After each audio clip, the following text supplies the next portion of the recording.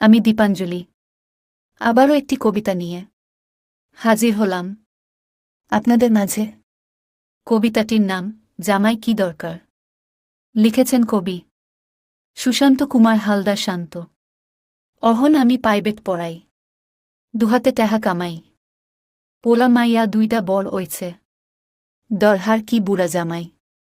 ইচ্ছে অইলেই জামু বাহেগো বাড়ি, কিনুম গয়না নতুন শাড়ি, মা বাবারেও খরচ দিমু, অহন কারো ধার না ধারি।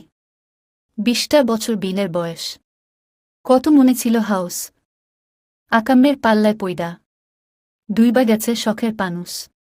কত দনির দুলাল ঘুরত পাছে, বিয়া করতে আমায়, হগলে মিলা বাড়ি ছাড়েনি, তাই রাজি মোর মায়। আমি দেইহে বইছি বিয়ায়, করলাম 20 পার, জুটত না আর ওই মুর্দে, কাউরে মালা পরাইবার।